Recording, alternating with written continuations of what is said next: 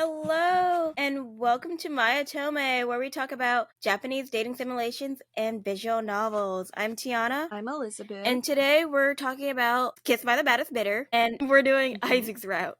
I keep wanting to call it Bought by the Baddest Bidder. I mean, it makes more sense.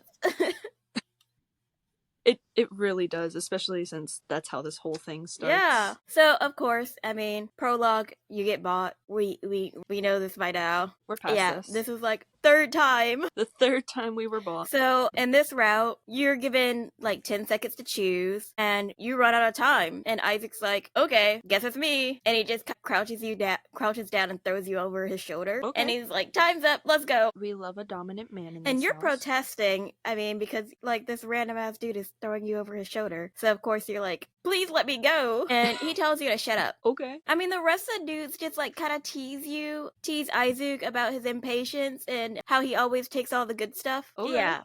We're good stuff. And then Isaac kind of implies that he's going to play with you until you break, and then tells you not to speak without permission. I'm not for this, but I'm not against it. So then he immediately takes you to a huge bedroom, throws you on the bed, and gives you some rules. And the first rule is, when he tells you to do something, you have to do it in 5 seconds. 5 seconds? What if you have to, run through the whole hotel just to do it? Oh, we're gonna get to that. Oh, no. You're not allowed to talk back, and you can only answer questions with yes or okay. Okay. Those are the only 2 words you can say without asking for permission to talk first. I do not know how to feel about this. I am very conflicted. The feminist side of me is like, hell nah. But the Aizu loving side of me is like, okay. Then this is where things get weird. So Okay. then he tells you to undress, and then he starts reaching for your chest. And then he just grabs your collar and rips open your blouse. Sir! Good sir!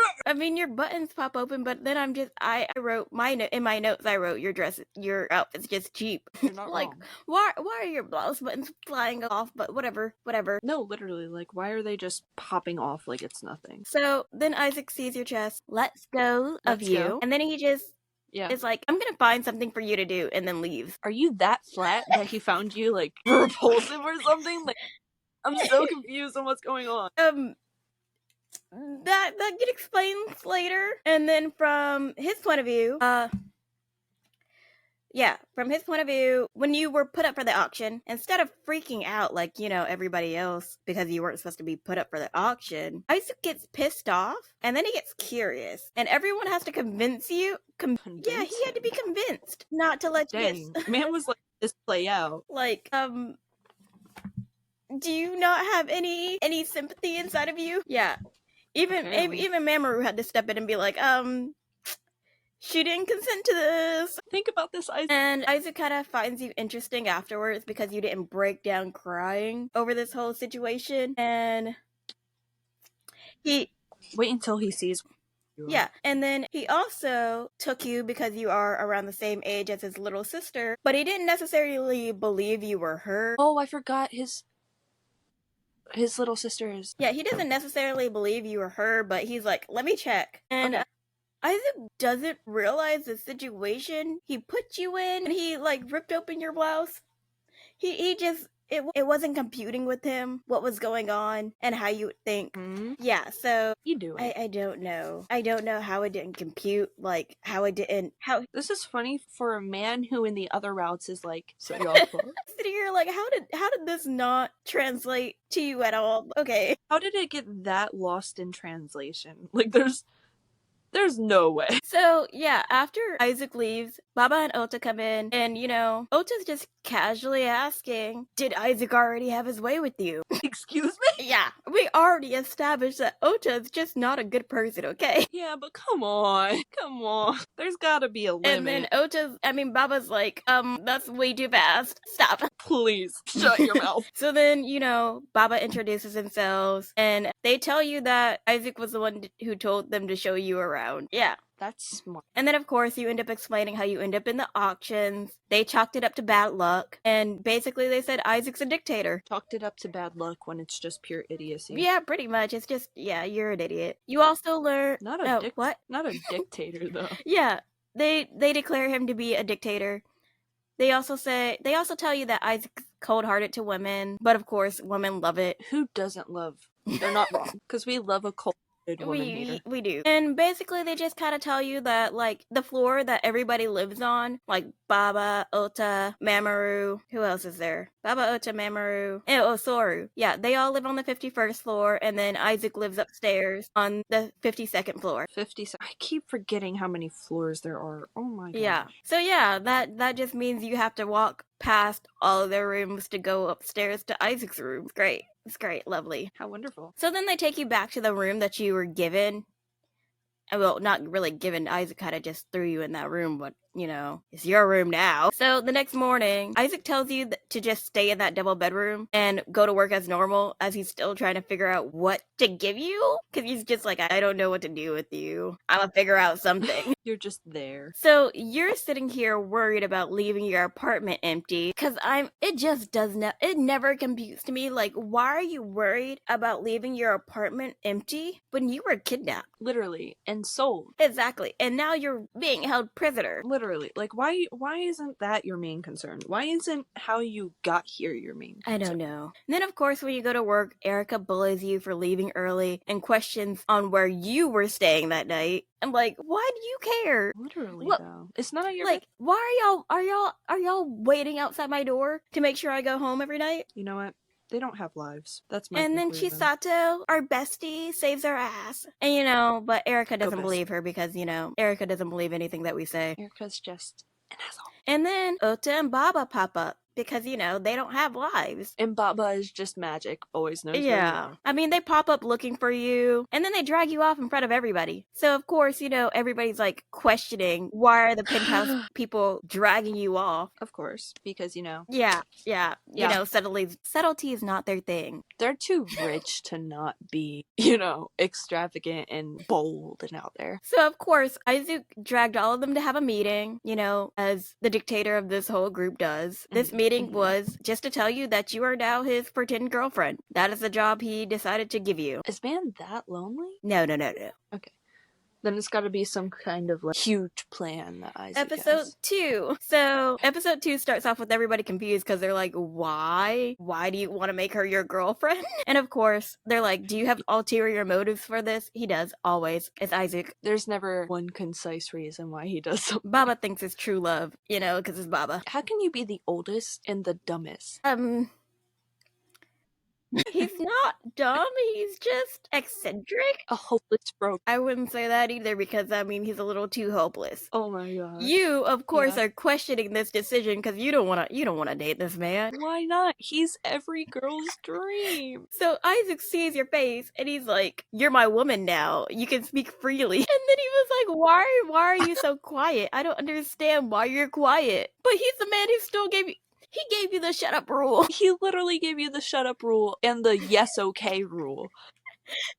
What? But he's sitting here like, why are you so quiet now? I don't know. Maybe because you told me to shut up. Oh my god. This man, I don't know what's wrong with him. Too much. It makes me laugh because he's like so out of touch with himself. Like last night you just gave me the rule not to talk. And now you're like, why are you not talking? What do you mean? You could talk. It's a trap. Don't And fall of course, if you bring it up, you told me I couldn't talk. He had to get mad about it. Mm-hmm. So then you ask him about the woman you saw coming up to his room earlier, because he had a woman come up to his room earlier. Because, I mean, like, for some reason, you basically assume any female that's around him means that they're in a relationship. Yeah, I don't know why. This is gonna come back again because, I mean, like, you just consistently assume every time he's around a woman, that means he's seeing other women. I don't know why. I don't. Imagine being that insecure. And Isaac's like, what about her? What about that woman? And then he's like, I don't have a relationship with women. You know, he's really not fighting those boyfriend allegations. No, I literally wrote, Sorsu confirmed.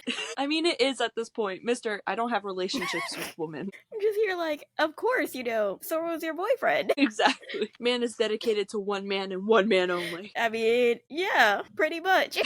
And then you ask why they were alone together, and then Isaac's like, I was just entertaining her. She came up to me. Man is that bored? And then you start going on about your job again and your apartment. Girl, get over it. And then you're like, what do you mean by girlfriend? And then Isaac comes up. He doesn't come up. He calls up the manager. He's like, hey, yeah, excuse her from work sometimes. She's just not gonna be there sometimes. Sometimes I'm gonna call her out. And then get the bouquet ready. Bouquet? I say bouquet. Get the shop ready. Get the shop ready in 5 minutes because we're about to go shopping. Slay. And then you're also oh wait, no, because Isaac doesn't know your name. All that and he doesn't know your name. Because when he was calling the manager, he was like, "What's your name again?" Oh, you meant a boutique. Oh, is that how you say it? A bouquet is a bouquet of flowers, girl. Okay, I don't know how to read. Fun fact, I'm dyslexic. I was about to make a joke about Leah Michelle, but yeah. But you're surprised that Isaac doesn't know your name, but Baba and Ota do. Baba and Ota are stalkers. I mean, yeah. They just pop up. Of course they're gonna know your name. And then they're always around each other, and they're always just, like, looking for you, and you're like, of course they know your name. They're like middle school boys in adult bodies. When they have, like, a high school girl crush. They're so weird. They're weirdos. Very, very. They peak They in have middle no... school. Like, let's be... I wish I could say that they did peak in middle school, but they're rich and famous. Well, technically speaking, considering Ota did get famous when he was 14. He did peak.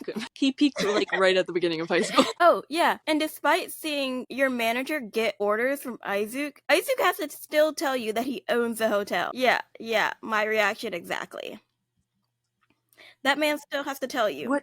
Do you just think he's the general manager or something? Like the manager above the manager? I don't know. The manager who manages the manager? Like, be so for real right now. You're in his penthouse. So you're surprised that he's your boss, and, like, you're like, why did no one tell me? Why didn't you guys tell me? And then they're like, we didn't tell you because it wouldn't be fun if you knew and you would act differently around him. Of course we're not gonna tell you. That's gonna take the fun out of it. They're not wrong because she's dumb, so it's funny. However, a little preparedness. And then you get surprised that he closed down, like, a bunch of stores just so he can go to them. Man is Gorovovic or something, like. And then he does not same proximity as him. And then, I mean, you're worried about the prices of the dresses, and of course, there's a whole outfit montage where he just basically insults you the whole time. Yeah. Yes. Outfit montage with insults. I am here for And you, of course, really thought you were done after he picked a dress. Yeah. You're like, we got a dress, we're done now. And he's like, what do you mean we're done? We need to still buy accessories, shoes, get your hair and makeup done. You can't go out looking like that. I just don't understand how that's not even a poor people thing. It's not because, like, I think Paige has no brain. Like, it's just skull and then nothing. Yeah. Or maybe she's a robot. Yeah. So then he puts diamonds and emeralds on you, and then he tells you have terrible taste and no fashion sense at all because you were picking out random shit and was like, this is pretty. And he's like, no, absolutely not. We gotta love a man who insults every little thing about you. And then he's like, you were an ugly duckling, but I built you into a swan. That's not how swans work, but okay.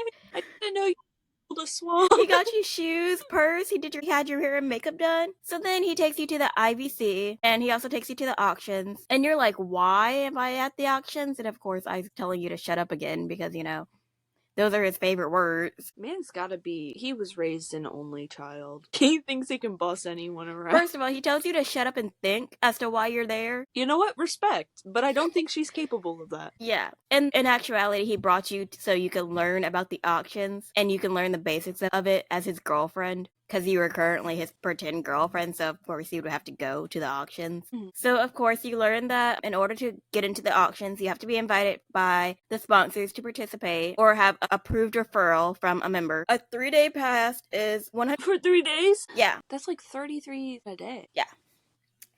The only person on the staff that knows is the manager, and you didn't realize at first that there was no regular people staffing the auctions, which I'm like, this is an illegal auction. Why would regular people be staffing it? No, literally. Why would... Okay. And so everybody on the first floor also has to wear a mask to hide their identities because, rich people doing illegal shit. And then at the party, you also get introduced as Isaac's girlfriend in front of everybody, the whole hotel and party. Slay. And you're surprised Isaac can smile. And you get surprised in front of everybody, so of course Isaac gets upset with you because you're like, oh my god, he can smile. And he's like, dude, you're supposed to pretend to be my girlfriend right now in front of people. He should have tested your acting skills before he took it. He doesn't reprim you, and instead he just takes you to his office office, gives you the pager and the key, and he also gives you another rule. So this rule is that you have to come to Eisuke within 5 minutes if he pages you. With 52 floors. 5 minutes. Does this answer your earlier question? Man is needy. Like, I can't fathom. And when you ask, what if I can't make it in 5 minutes? He tells you, take a break from work and don't go to places where you can't make it within 5 minutes. What if you don't know where he is? I don't know. And I mean, like, all you have to do is fulfill your girlfriend duties and live there. Yeah. Because, like, he's got some unreasonable expectations. I just gotta say that. I could never get behind the 5-minute rule. Because I'm just thinking about it. Like, what if I'm in the lobby and you're asking me to come all the way to the penthouse?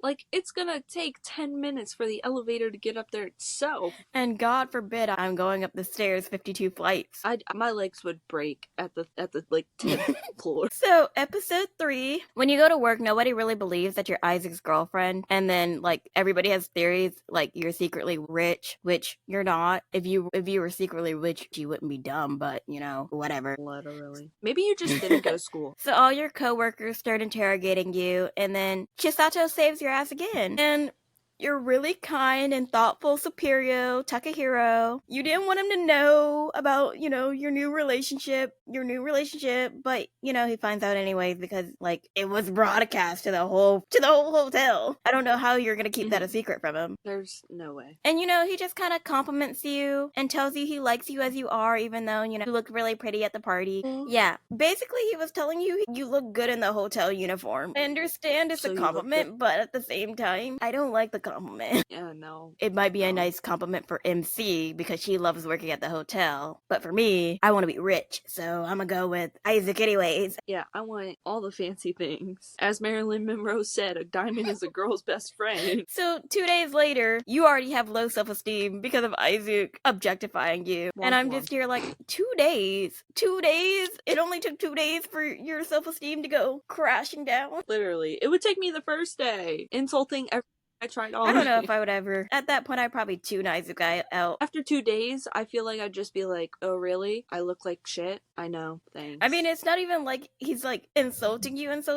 It's like, this dress is trashy on you. This dress makes you look big. Just you're like, those are the insults you get online. Literally. And I'm just here like, I think at that point I'd just be tuning them out. Mhm. At that point I'd realize anything this man says is going to be an insult. There's nothing he can say that's nice. So you're having a conversation and you end up having to run out in the middle of the conversation because of course Isaac pages you. You make it in 4 minutes. Woo, congrats. Actually, you're late. Oh. You're late in his mind. 4 minutes and 45 seconds, you're late. He can never be grateful. Baba advocates for 10 minutes. Okay. Yeah. Go, Baba. Isaac's like, no.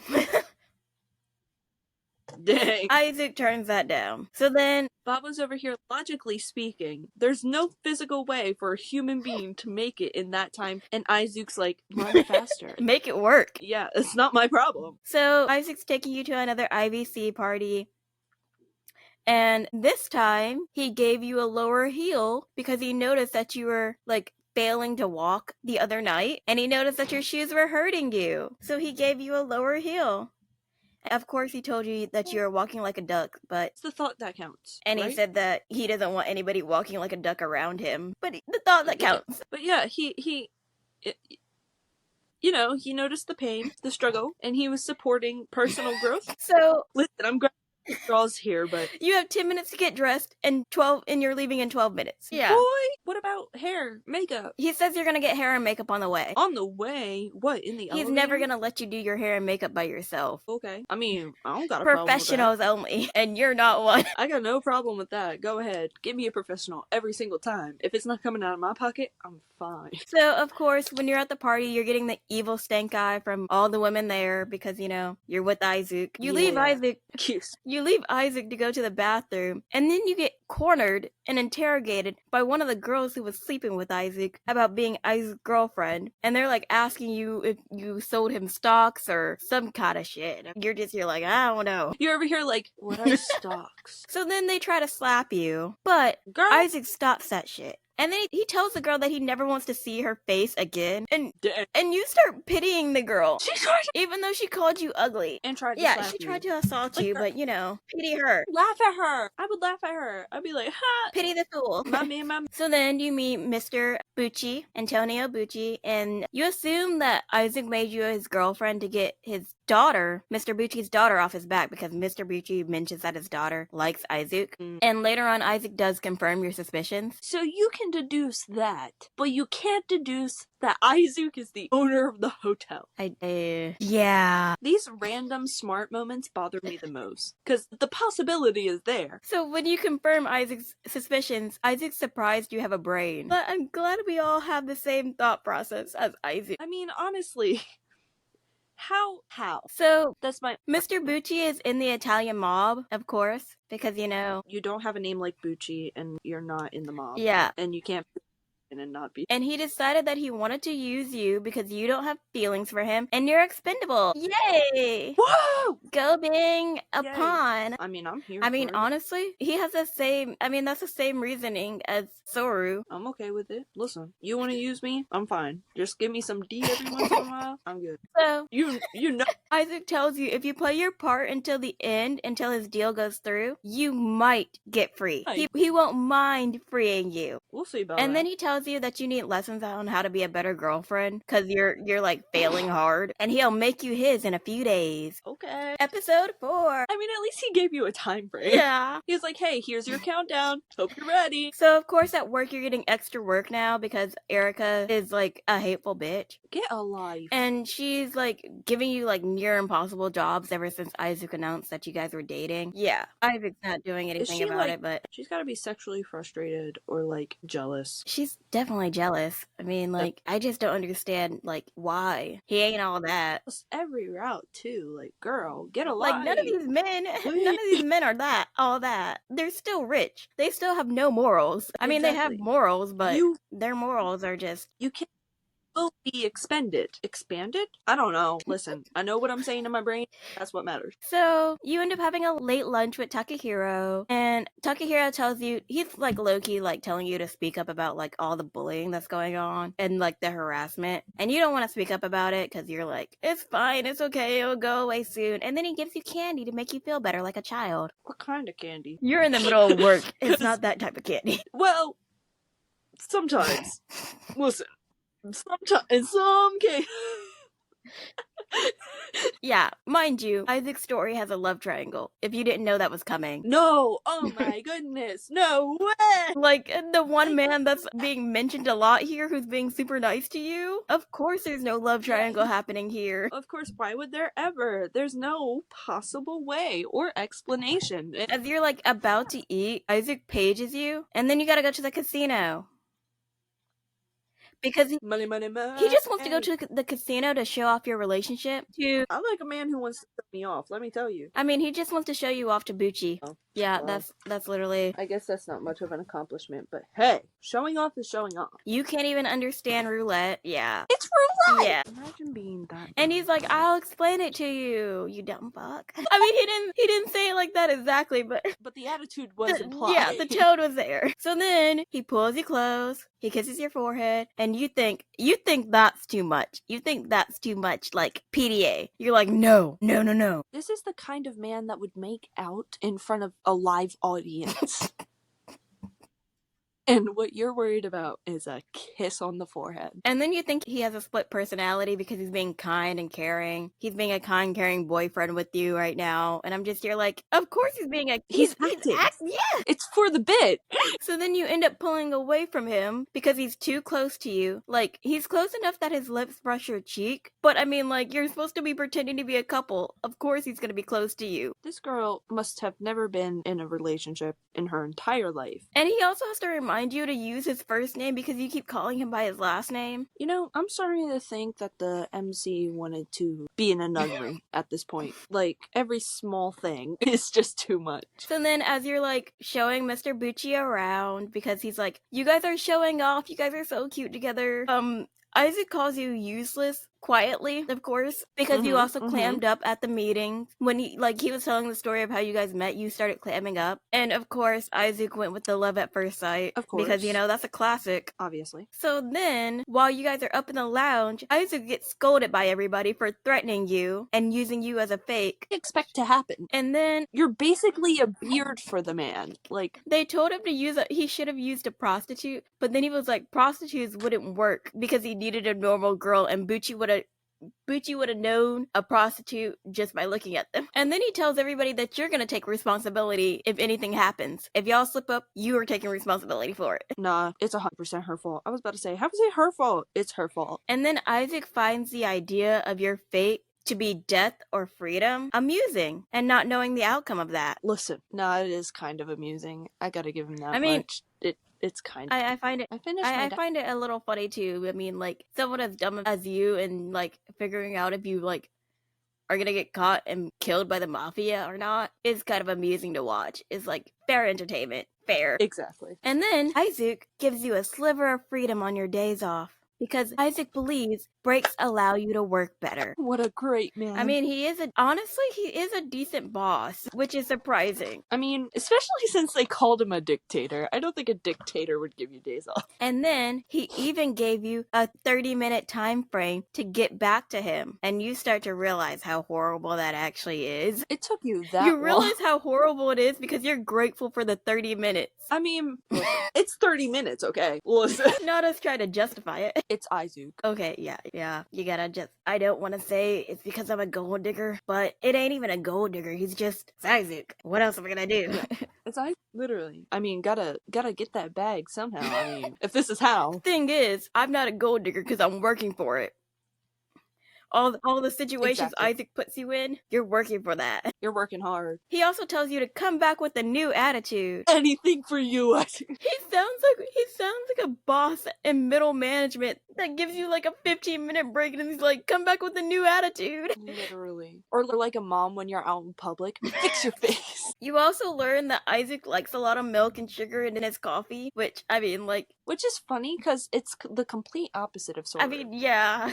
Sora also knows his order. Knows, like, how much milk and sugar he likes. You learn it... You learn that information from Sora. For a little romance. You learn how much he likes from Sora, so... It's kind of funny, because, like, you're not a couple at this point. You're a throuple. You can't get one without the other. So, you decide to go to this Hawaiian cafe, and Takahiro happens to be there for research. So you end up eating together, eating pancakes together. I mean, you work at a hotel. He's there for research to find out what people would like to eat. Oh, yeah. I feel as dumb as right now. Okay, let me check myself. I'm getting too immersed. So you're all eating pancakes together, and then Isaac pages you. So Takahiro ends up having to pay for you, but he's definitely worried about you because you're like freaking out. You're getting pale. You're like, oh my god, I gotta go. So you make it in 29 minutes, and they make fun of you. You're late. They make fun of you for making it in 29 minutes, and he literally called you up there to tell you to take off the next day. Yeah. He knew you were with what's his face. He actually did. He just, I mean, you're like, couldn't you text me that? He's like, but I wanted to call you.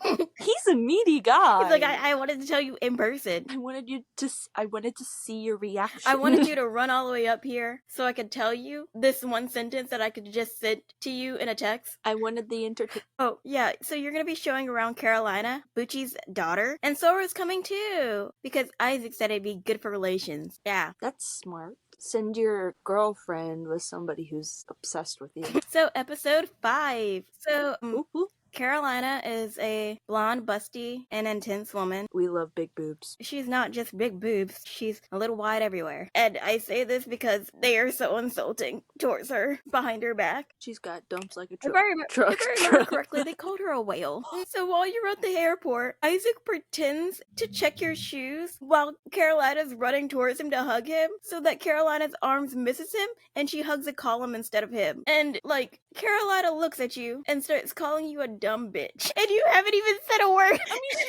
not wrong, but what did you do? You stole Eisuke from her, that's what you did. Cry me a river. So, Carolina's dog doesn't like Eisuke, and Isaac's like over here pouting, low-key hurt, because the dog doesn't like him. It loves Soru. And then, of course, Carolina starts accusing you of tricking Eisuke into dating you.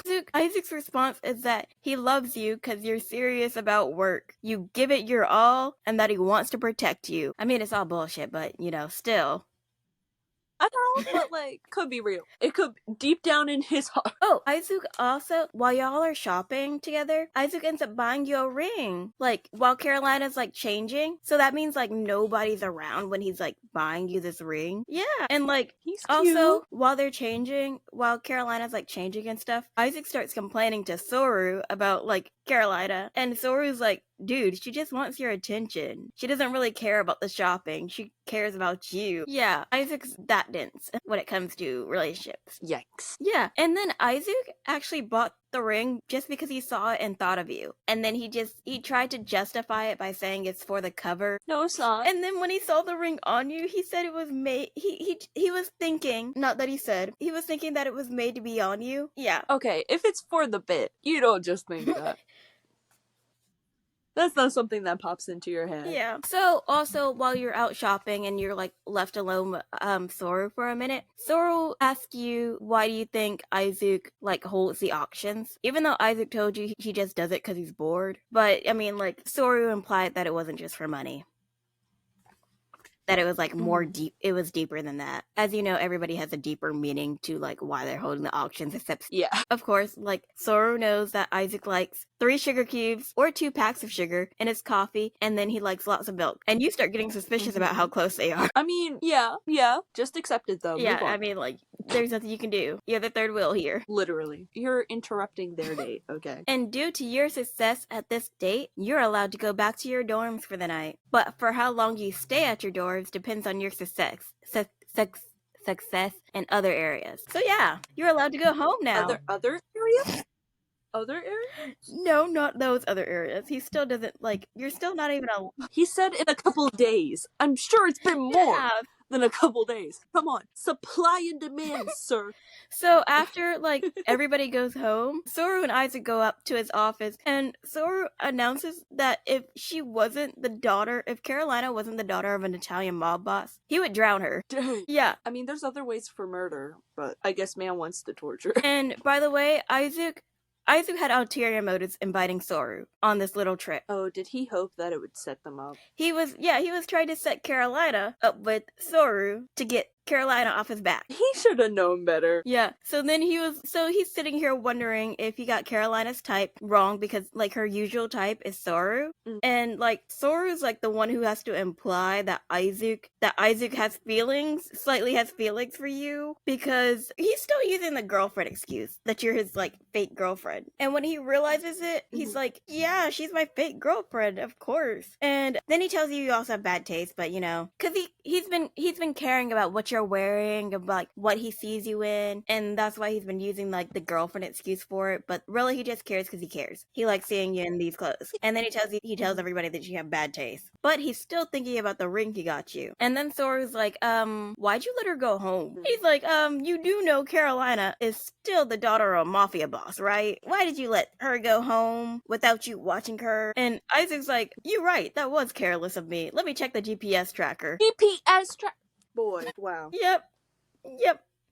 So, of course, while you're, going to your dorm, you're gagged and tied up by 2 men who are wearing the same suits as Carolina's goons. Of course, you're surprised Carolina kidnapped you. I mean, that's not a surprise, but... Oh my goodness, she would never. Why would she ever kidnap you? Wow. She demands you to break up with Isaac, and, then she orders for you to be shot after you say you won't leave Isaac and love him. And you're sitting here praying that the charade doesn't kill you. Dang. Luckily, Isaac and Soru come in and they're no. Soru ends up beating up everybody, and Isaac just kind of stands there and looks cool. Sounds about right, doesn't it? Yep. Give us nothing. Yeah. So then episode 6. So turns out she wasn't going to kill you. She was just going, and they didn't have guns either. You just thought they had guns. She just had little bottles filled with skunk spray, and she was just gonna spray you with skunk spray, which I feel like that's a whole lot worse than being shot anyways. Yeah. So, Sora's over here like, I'm glad Carolina isn't in love with me, our poor sweet summer child. Yeah. And,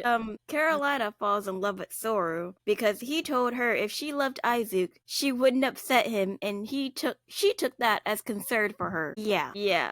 Oh, so she's dumb. She's special. She's an interesting Yeah, character. she's interesting. Yeah, she's got stuff going on. This is not how I would personally portray, an Italian mob daughter as the one white character in the storyline so far. Good for you! Yippee! Yeah, of course, Isaac planned for this, and Soru's a victim. Poor Soru. So, Soru's running. He's running out the place, running away. Man. And when you're alone, Isaac tells you, I don't like it when people touch things that belong to me without permission. Yeah. Ooh, okay. Isaac also figured you were kidnapped because when he paged you, you didn't answer in time. And he thought that was weird, so he checked his GPS on the pager. In time as in 5 minutes? Or in time as in 5 minutes. He was like, it's 5 minutes and 1 second. I gotta check it. I gotta, let me just. He keeps tabs on your location. Like, for real. Dang. Yeah. So he generally knows what you're doing when he pages you. That man deliberately pages you at those times. So he knew you were in the middle of eating. And he was like, it'd be pretty funny. He may not know what you're doing, but he knows where you are. Yeah. So he knew you were at a cafe, and he was like, I wonder. We love that. We love that for him. I would have fought him then and there, but, actually, I would not fight him because he's like 6 foot something, so that's not gonna be a fight that happens. There would be a mental fight. Yeah, I'd fight him mentally, and then I'll try to leave Japan, but, he's rich, so he'll find me. Yeah, that GPS tracker probably does wonder. He gives you a real smile, though, because, you kept up the act. Yeah, you get a real smile. So, the next day, Takahiro checks on you, and you try to pay him back, but he's like, no, don't pay me back, it's fine. And then he also notices that you're hurt, and he gives you a band-aid, and you think you're the happiest when you're with Takahiro, of course, because you're comparing him to Isaac of all people. Girl, please. Yeah, I mean, like, when you're comparing him to Isaac, of course a ton of guys are gonna seem better. It's bound to. So then you guys have dinner with Bucci and Carolina, and Carolina just kind of declares that y'all are friends now, and that you're gonna help her get with Soru. You just kidnapped us! Yeah. So this is where things start to get complicated again in the storyline. A few days later, after all of that goes down, Isaac tells everyone that you guys are going to hold an auction in 3 days, despite Baba saying it's not a lucky day. And so Isaac tells everybody that he's selling a woman. And Mamoru ends up telling you that humans can't go up for sale at the auction unless they have consent, and you can't sell anybody's hearts or mind. And you start going back and forth with them because you're like, you thought being sold was against the rules, and that's why Isaac took you so no one else could, and then they tell you, they end up telling you that, Isaac took you so no one else would be in violation of the rules. I mean, he's the one who made the rules, so of course he wouldn't really be in violation of them. Yeah. And then you start asking questions on if the girl consented, and then you get told to shut up, and that is none of your business. Because frankly, it isn't any of your business, though. Yeah, true. And obviously there's something going on if they're holding this auction when they clearly have a rule about consent. If the person's not consenting, they can't sell you. Yeah. So of course the auction comes and goes, and at the auction you end up projecting your own trauma onto the girl and beg Isaac to stop the auctions. And then you also start claiming that no woman wants to be put up for auction. Yeah, some women would. Yeah, but okay, girly. Yeah, and then you throw the rule about consent to sell human beings in Isaac's face. But you obviously don't think about it outside of your own trauma.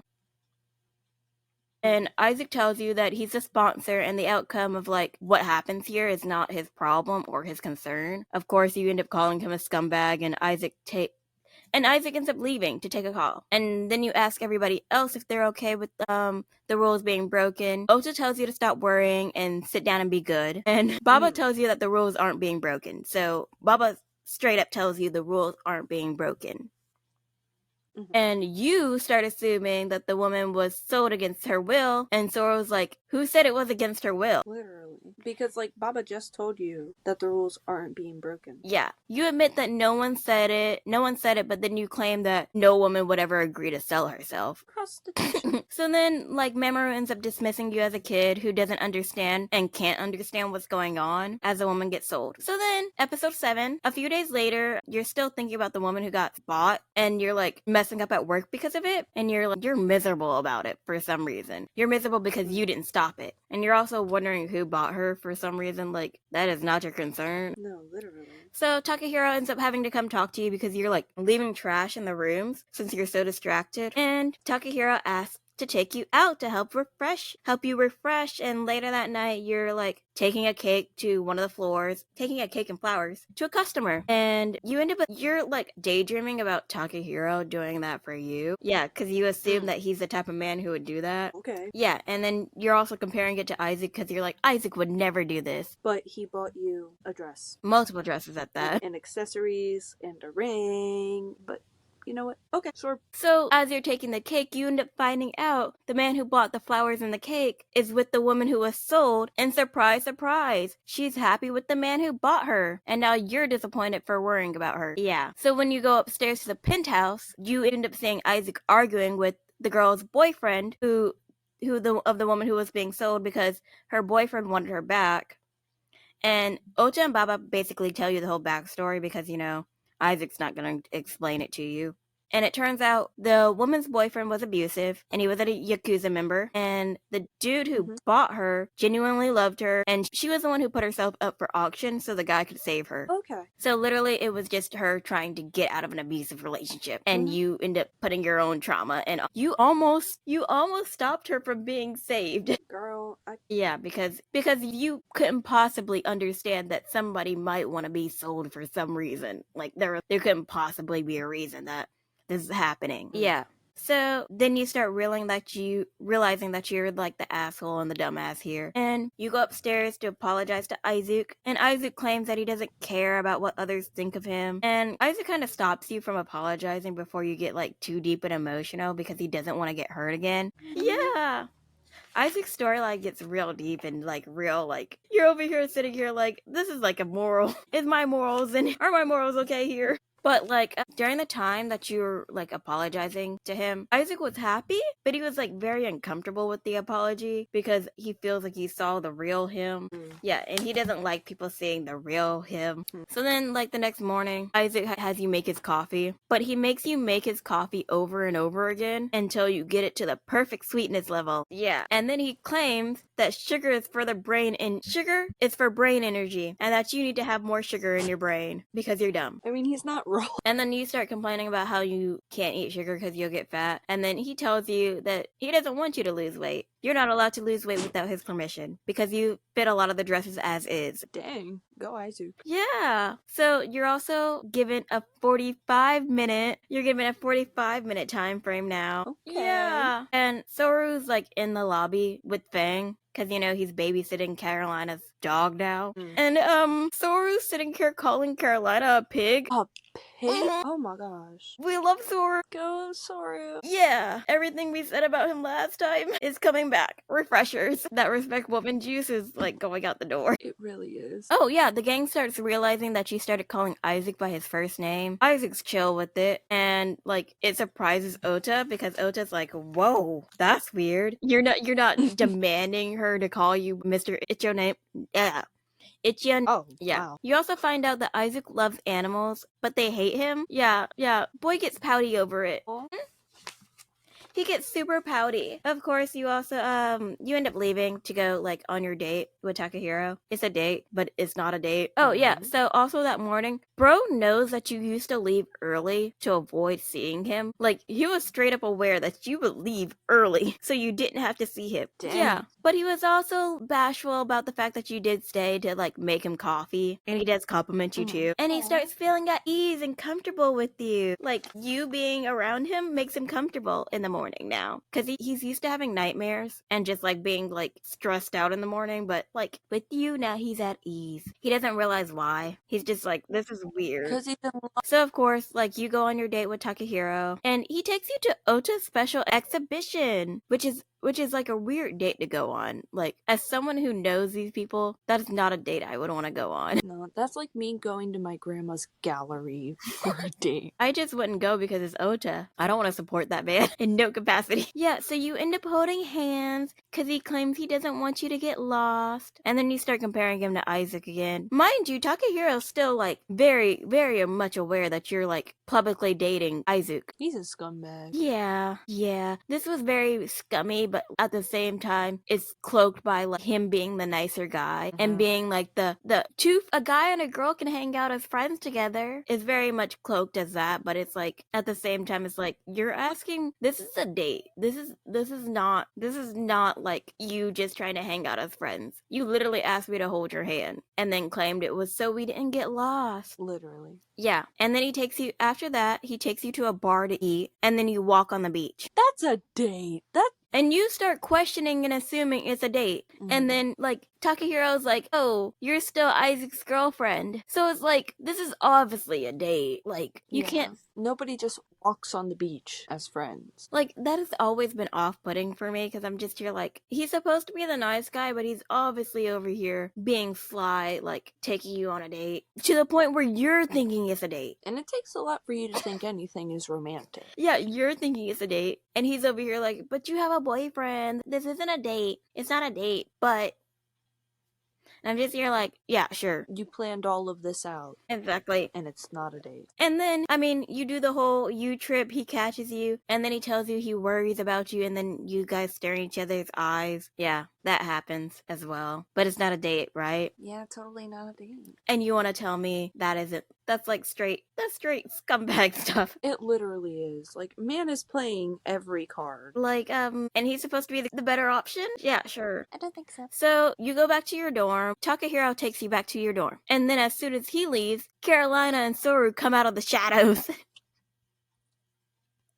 And Carolina's like, I got your ass. What? I'm following you since the beach. Because Carolina had took him and Fang. I love how she took him and Fang out for a walk. Yeah, and they saw y'all at the beach. Adds a whole new meaning to walking like a dog. So of course she starts assuming you're dating Takahiro and basically cheating on Isaac. So then Carolina goes up and calls her dad. She's like, Daddy, they ain't a couple. She cheated. Oh no. So then everybody's in the lobby. So like Carolina brings down her daddy into the lobby. Takehiro's in the lobby confused about what's going on. You and Sororo try to figure out what the heck to do and find Isaac. So it's just a whole mess. Soru's over here texted Isaac like, dude, your girlfriend messed up. Oh. Yeah. So Isaac comes downstairs.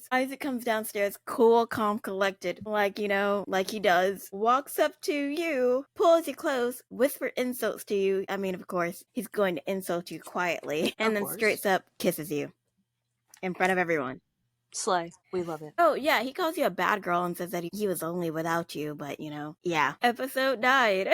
So, Isaac, after he finishes kissing you, he pretends like he didn't notice the Bucci's, and then he makes up a lie about you needing work advice from Takahiro, and that's why you guys were hanging out. Mr. Bucci believes that shit, and then drags his daughter off. Yeah. Dang. Yeah. And I'm just here like, Carolina, I'm so sorry. You were right. Literally, like, poor girl. So then you chastise Isaac for kissing you in front of everybody. And Isaac reminds you that it's your fault. It's your fault he had to do that. You're the one who decided to go on a date with another man. And then he tells you that wasn't a real kiss. Then he pushes you up against the elevator wall. Wait, is it elevator glass or... Yeah, no, elevator glass, yeah.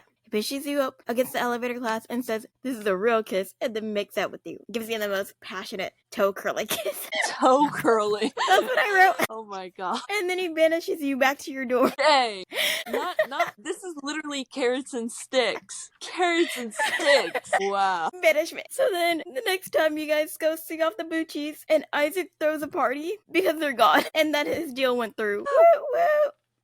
Party. You're allowed to drink, of course, at this party. And Isaac even teasingly flirts with you because you're like staring at him the whole time. Because you're like, why did you kiss me, man? Why did you kiss me in the elevator? And he's like, Do you want to stare at me closer? Do you want to look at all this? Yes, sir. Yeah. And then Ota ruins the party because he's like, what are you gonna do with her? Your deal went through. What's up now? And Isaac's just kind of vague about it, and he's like, I'll think of something. Yeah. Of course, everybody has to ruin everybody has to ruin the fun because everybody wonders, what are you gonna do with her? It doesn't matter. Why do you care? So from Isaac's point of view, he doesn't know why he kissed you in the elevator, but at the party, he does start hating that you're avoiding his gaze. He doesn't like it at all.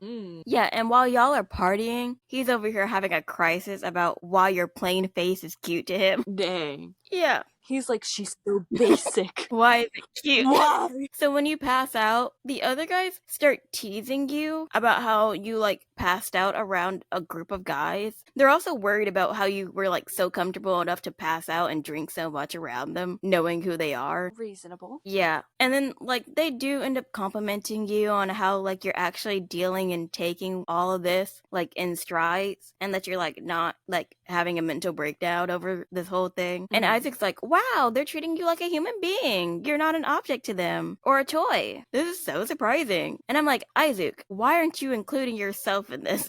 Isaac was really over here they're treating you like a human being. Isaac, you weren't even treating me like a human being. Exactly. He's acting like it's this revelation for them to do it. You didn't even do it. So then Isaac decides that he's going to take you to his room because he's pissed off that you're so vulnerable in front of these guys. And then they're surprised at the bridal style way he's carrying you. And not Isaac, but Mamoru suggests that Isaac's going to, mind you, Isaac's a cop. Mamoru's a cop here. Yeah. And I'm just here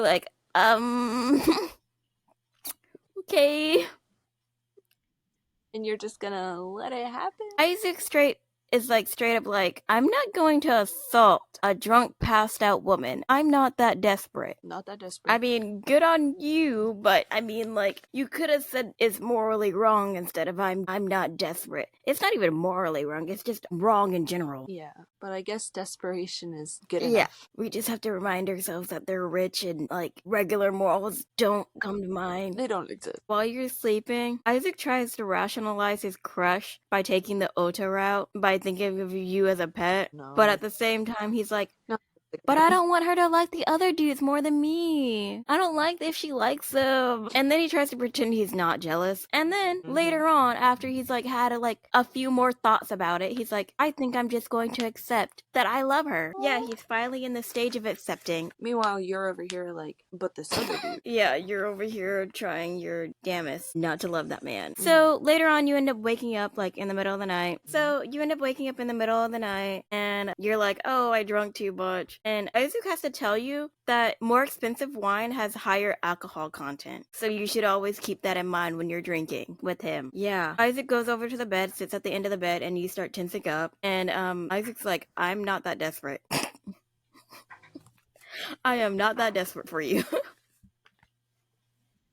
What? Yeah, so then Isaac also ends up revealing that he wanted you to strip the first night because he was looking for a girl with burn scars on her chest, and that girl was his younger sister. And then he also tells you that him and his sister has been separated since they were young, and he wasn't born in Ichinomiya, I said it right the first time, that he wasn't born one, and that he was actually born from an old and prestigious family, so he was born from a richer family. Dang. Dude, how am I supposed to feel sorry for you when you tell me that you weren't originally born in this rich family? You were born from an even richer family. Exactly. Thanks. I'm totally supposed to feel bad for you now, but... So his father ended up getting tricked by a rival company, and that's why his whole family ended up going bankrupt when he was 7. Then his mother died, and his father cried and dipped out. I don't know if you got that Into the Woods reference. It went right over my head. My bad.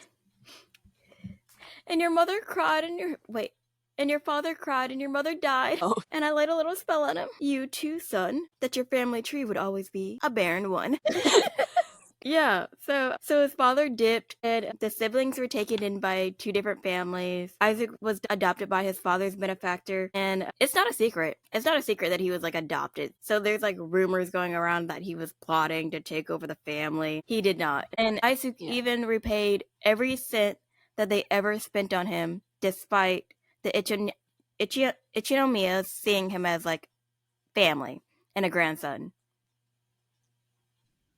Oh. Yeah, that man repaid every cent that was spent on him. And also to that, the hotel itself is all from his self-made money, and he was using the auctions for fun and to find the man who bankrupted his father. Also to find information on his sister, but that wasn't the most important thing to him. And Isaac doesn't really want revenge. He just wants the truth. Yeah. And he ended up moving, like, after he got adopted, he ended up moving to England, like, right afterwards. So he has, like, no idea about, like, where his sister is. And all he knows at this moment is that his sister is just somewhere happy, and he's just happy as long as she's safe. Yeah. We find out that Isaac does have emotions. He's got a heart. And then Isaac falls asleep next to you on the bed, and you watch him sleep and wonder if it's okay for you to see him so vulnerable. And as you finally stop hating him the next day, he pages you that morning and breaks up with you. Yeah. Boy, I just you. Yeah. He pages you the next morning and tells you it's over. Wow. So, episode 10. Isaac tells you to get out of his sight and that you were only around for the business deal. By the way, Isaac also has, like, another woman in the room with him as he's telling you this. And you're upset because Isaac claimed he has a new girl and you thought you, like, were growing a decent equal relationship. It was never an equal relationship, but you're dumb. Yeah. And then, like, as you're sitting there, like, trying not to cry, Isaac's like, you can keep everything I bought you if that's what you wanted, if that was your problem. And you're like, no, I don't care. I don't care about the stuff he bought me. And then you also give him back the ring that he bought you, and you tell him that you don't want the stuff and leave. Girl boss moment. Yeah. Yeah. Girl boss. You're girl bossing while being sad. The sad part about that is that you still work for the man. Yeah, you can't just avoid him from there. I mean, you could avoid him. He's rich. But at the same time, you still work for him. Yeah. So, like, from Isaac's point of view, several days later after sending you away, he was, like, calling out for you to make his morning coffee. And then he realized that he's, like, all alone. And he's, like, regretting sending you away. He's regretting the breakup. And then Isaac's also talking, like, he says he hasn't felt such human emotions in forever.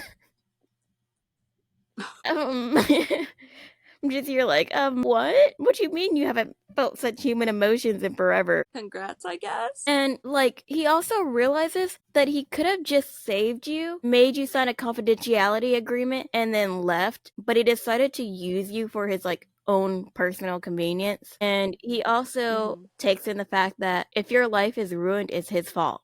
Man is just filled with guilt. Yeah. He even calls up Kenzai and he's like, hey, Kenzai the manager, I forgot if I ever said his name beforehand. And he's like, hey, how is she? Is she good? And the manager is just here like, yeah, she's okay, but she's still being harassed, like, to, like, a horrible degree. And then Isaac's over here plotting and planning. He's plotting to do something about that because he's like, that's the least he could do for you to give you back some normalcy in your life. Because he believes being with him is never going to be normal. Yeah, it's super sad. Super depressing. You're over here just crying in your mind. Also, like, from your point of view, Takahiro asks you out for drinks again, and you guys end up going to the hotel bar. And Takahiro starts asking you why you're dating Izuke and claims that he's asking you because you always look like you're in pain. Yeah. And then he pulls out the whole, I would never make you feel that way, and then immediately asks you out. You know what? I could slap a man. I could really slap a man. And mind you, it's not public that you and Isaac have broken up. So he thinks y'all are still... I see. Turns out, when he asked you out, Isaac was right behind both of y'all. And then he challenges Isaac, and then Isaac just glares and walks off. Like, what else is Isaac supposed to do? Challenges Isaac to what? To your heart, I guess. He's over here like, I challenge you, good sir. And Isaac is like, this is the 20th century. What world are you living? I mean, Isaac already won because he could just glare and walk off. Literally. But you're over here trying to ask out a woman who you are assuming is still in a relationship with this man. And then Takehiro's like, you don't have to give me an answer now, but when things calm down, and if you can't sort out your feelings, I'll wait until you can. Pick me, choose me, love me. Yeah. Like, normally it's, like, great to hear that, but, in this situation, In this you're just situation, here. no. It's such a weird thing, and I'm just you're like, I don't want it. no. And then 3 days later, you feel bad for making Takahiro wait for, like, to get an answer from you. And then Erica starts bullying you again. And then Takahiro almost steps in, but Isaac comes in and then he ends up walking towards you. And that's when that episode ends. So episode 11, Isaac publicly breaks up with you. He demands you give him the pager back and the elevator key and basically says you're over. Yeah. That's what Isaac was plotting, to give you some normalcy, the public breakup. Because that's gonna make everything so much better. Oh, by the way, like, right before he, like, walked up to you to give you the public breakup, he was about to back out because he was gonna let Takahiro be your knight in shining armor. Because he was like, yeah, he can handle it because I shouldn't interfere with your life anymore. But then he hears Erica bullying you, like, straight up himself, hears it firsthand, and then he decides to go through with it. Yeah. Okay. That is why he decided to actually, like, go through with the public breakup. So great. How wonderful. I'm so happy for him. Yeah, so great, so great, so great. Yeah. So then the next time you have your day off, you go shopping, and you end up bumping into a guy, and, he tries to grab you and start a fight with you. And guess who saves you? Taki, whatever. No, Sora. Oh, Yeah. Sora. Let me guess. It's the whole, he's actually really sad without you. Well, it's more like Isaac didn't free you so you can get in trouble. Yeah, and then he's actually sad without you. But you end up telling him that Isaac used you, and he's like, hey, Isaac wouldn't hurt you without a reason, and you should know that. And then he also brings up the fact that some good should have came out of like the whole public breakup and like you guys not being together anymore, and like you did stop getting bullied. They all stopped bullying you because you're not together anymore. And then he also tells you that Isaac would have done way worse than if he really wanted to cut ties with you and never talk to you again. Yeah, he would have like been way worse to you, but all he did was tell you to give him the pager back and the key. And then he also tells you that Isaac complains to him about the room service coffee because basically you're not making it. So he's like, the coffee's terrible. And then Sora was like, why the hell am I telling you all this? It's not like me to be this nosy. He's over here like, normally I mind my own business. What did you do? My boyfriend's sad, so I need to make him happy. Sora's is real. And I'm here for it. Full support. And then Sora was like, hey, if you guys don't work out, I'm just gonna push Carolina back on him. Like, oh, it's raining. I heard noises and I was like, what is going on? I'm gonna push Carolina back on him if you guys don't work out. And then Sora also tells you that, because you're like, I never expected you to like be outside with like other real human beings. I expected you to be like in a limo, driving around, like not walking on the street. And then Sora was like, yeah, I do human things too. I am in fact a normal human being. He doesn't say it like that, but he's not human in my mind. Rich people aren't human. They're really not. Yeah, and then Zoro tells you that the only reason he's out and about is because he's telling someone and he might have to kill them. And then he leaves. Have fun. You're like, why would you tell me that? There's no reason to tell you that. I guess he just thought it would be fun. I guess so. And then you start thinking that Zoro wouldn't have told you all this if he really wanted to get rid of Carolina. And you decide that you're gonna go apologize to Eisuke again. Because that worked so well last time. Yeah. You also realize that you love him. And then you start reminiscing about your time together, which, I mean, like, basically is him insulting you with your time together. That's how you really know you love someone. Like how he wanted you to make coffee for him despite you oversleeping. Him holding you the first time you slept in the same bed. And him saying that he liked how warm you were. And you can be his body pillow. And that you're so soft. It's giving waifu body pillow. At least we know you don't have no rock hard abs. Oh my god. True. So then you go to the hotel to give Takahiro your answer, but you get stopped by this man who you saw at the IVC. He claims to be a friend of Isaac and has business connections with him, but you're suspicious because you're like, Isaac never mentioned this man. Isaac never talked about this man. His name is Nikaido, though. So now you're magically smart. Yeah. So she's magically smart again. Yeah. And then the last time you saw this man, Nikaido, at the IVC, he was glaring at Isaac. So you're like, this is weird. You don't seem like the one. Mind you, you're about to get real stupid again. Of course. I mean, how do you have these rare moments where you're like, statistically speaking, And then you just go, okay. So he's standing here, mind you, you're outside the hotel. And he's like, I saw the woman Eisuke is looking for at the pool. And you're like, oh my god, is it the girl with the burn scars? And he's like, yeah, sure, it's the girl with the burn scars. You're so smart. And then he tells you, you have to come with me to my office because I brought her to my office. Come with me. And you go get in his car with him. Yeah. Girl, Ted Bundy would love her. For real though. Ted Bundy would eat her up. You were obviously tricked. And he ends up taking you to the basement of his of the building that he owns, and he's like, you're like, but you said, and he's like, no, you said that. I just said the girl he was looking for was at the pool. And you're like, oh my god, you tricked me. Why would you do that? Why wouldn't he? Of course. I'm just like, Eisuke has a lot of enemies. You think you can talk to a man like Eisuke, get his personality, and think that people just like him? Like, girl, come on. So then you're tied up and you're used as bait to get to Eisuke because, you know, he still believes that you're Eisuke's girlfriend. You have no faith in Eisuke and think he's not gonna come. Yeah. Okay, girl. Yeah. Whatever. So Nikaido also had a bid for the deal with the Buchis, but Eisuke got it first, and now Nikaido plans to blackmail Eisuke into breaking off the deal. Because that's gonna work. Yeah.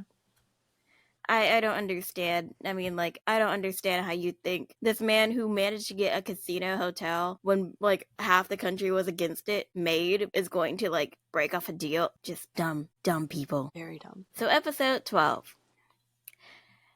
Nikaido is over here, like, waiting on Eisuke to come, and he's like, this is taking a long time. When is he gonna get here? I called him like 30 minutes ago. Where's your boyfriend at? He comes. Eisuke does come. But as he comes, he strides up, and he's like, hey, why'd you call me out here? And Nikaido's like, haha, I got your girlfriend. And Eisuke's like, this bitch, she means nothing to me.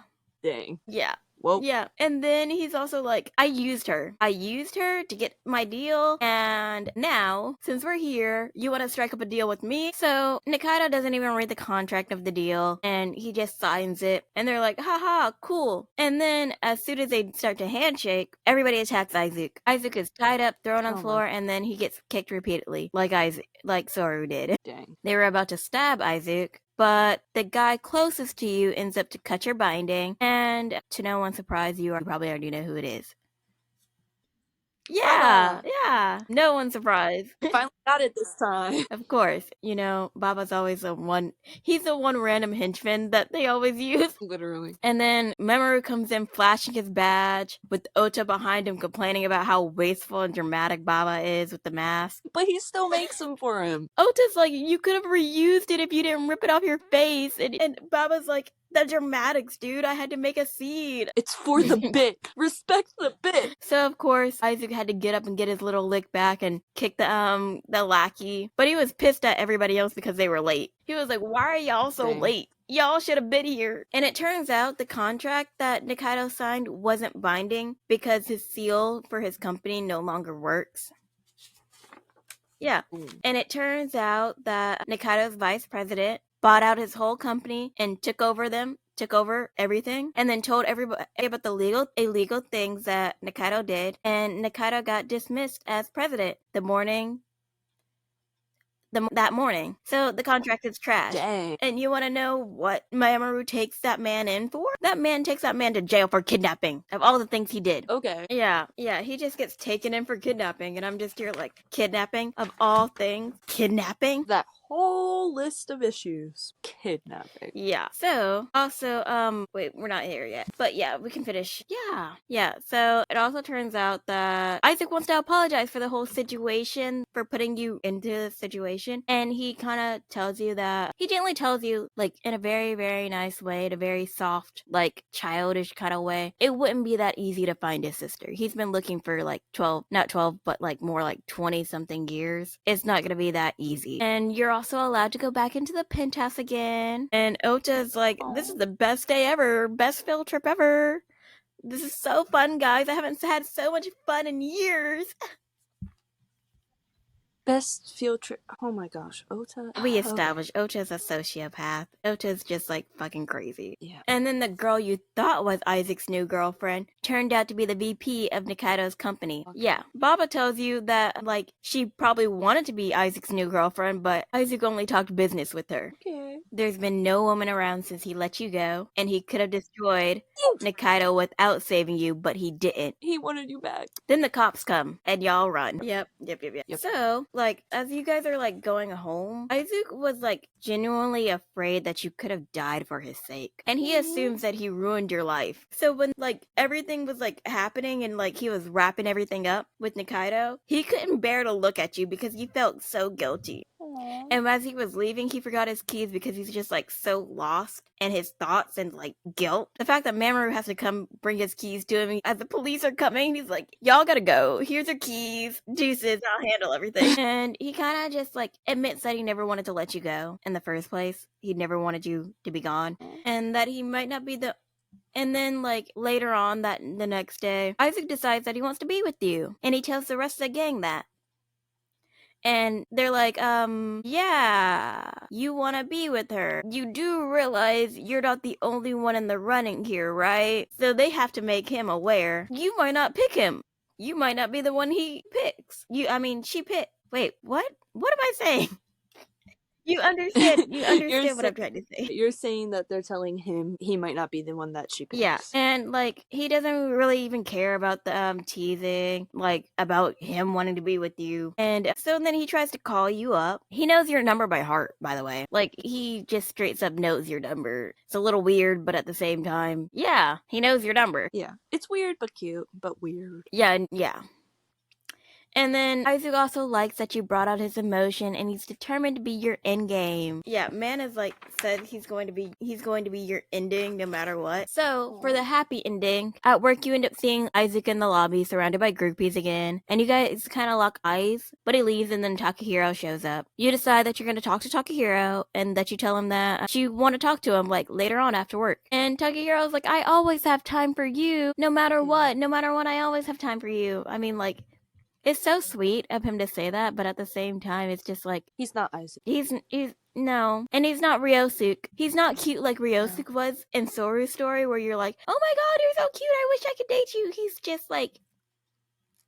You're a pick-me. Yeah, he's an ick. Yeah. Once he started trying to steal you away from another man in the middle of your relationship, it was weird and icky. Yeah, so that night you go to the boardwalk and wait for Takahiro, but then you get a phone call from an unknown number. This is when Eisuke was calling you, and he demands that you come to his room, and you're like, but I'm not here. And I don't know why I wrote possessive much, but yeah. He also tried to give you the 5-minute time limit as well, but you're out. What? And as you're telling him you're out, he's like, I'll just come to you, and then he hangs up.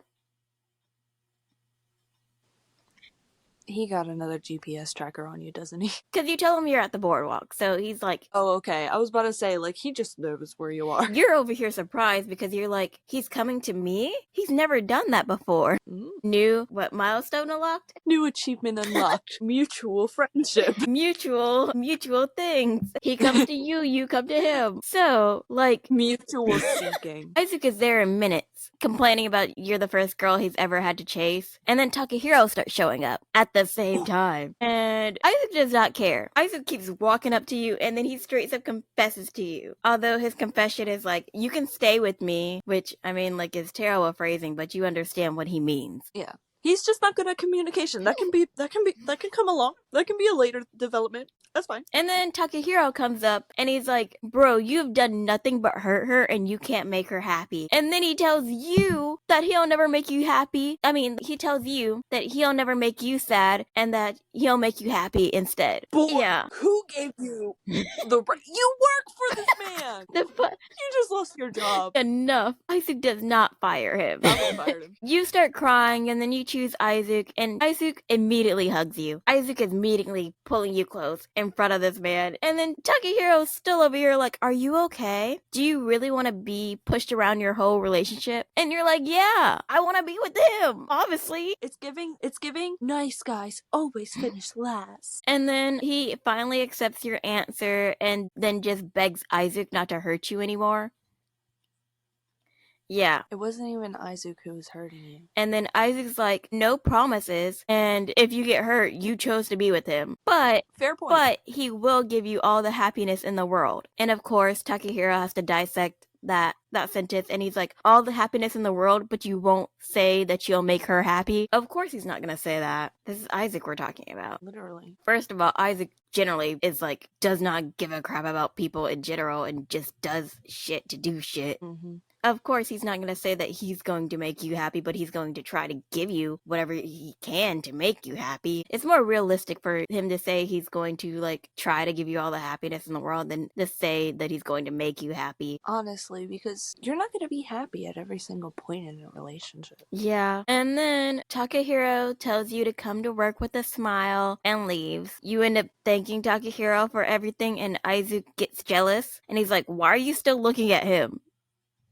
Look at me, not him, me. You chose me, not him, so attention me, give. Yeah, pretty much. So then, like, Isaac takes you back to the penthouse, and you end up apologizing to him. And Isaac's like, nah, don't apologize to me. I'm a terrible person, and you're dumb for thinking I'm kind. And then he tells you to tell him how you feel. Of course, you end up saying you love him, which I'm just sitting here like, y'all love each other?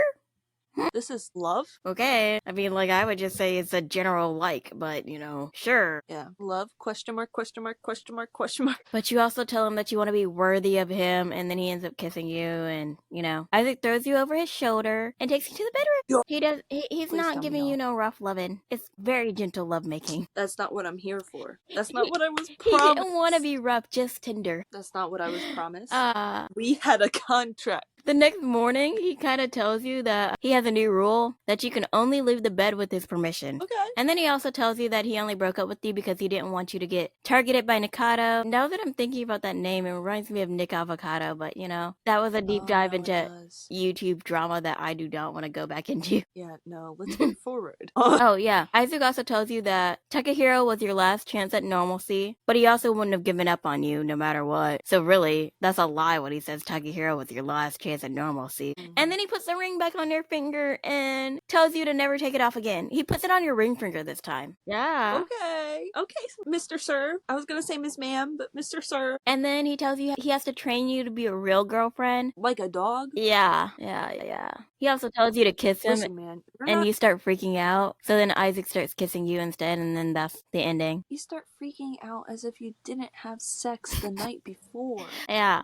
What is wrong with you? So here's the good ending. So after the confession, Isaac pushes the key card into your hand. So you're at the confession boardwalk. Yeah. He pushes a key card in your hand, and then he leaves. And he's like, you get to make the choice on if you want to come up or not. So then you try to tell Takahiro, like, you're not choosing him. And Takehiro's like, I understand. And you end up apologizing to him because you didn't choose him. And then let him just accept the defeat. And then take Takehiro's like, I'm going to be a man and step aside for your happiness. But you didn't. Yeah. He's a liar.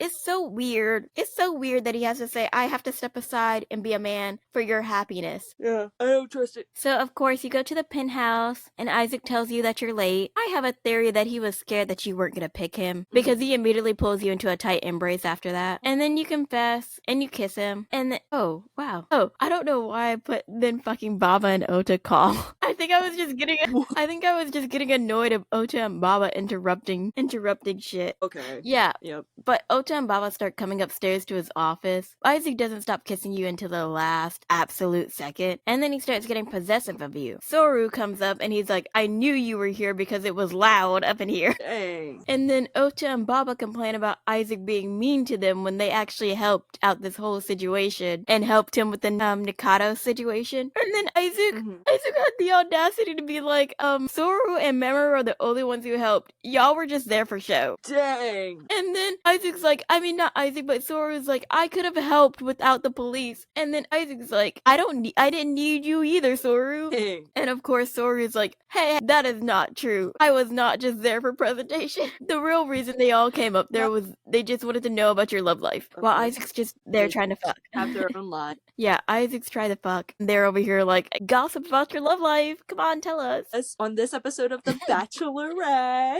what's the finale? And it turns out everybody in the gang, they all knew about the love triangle.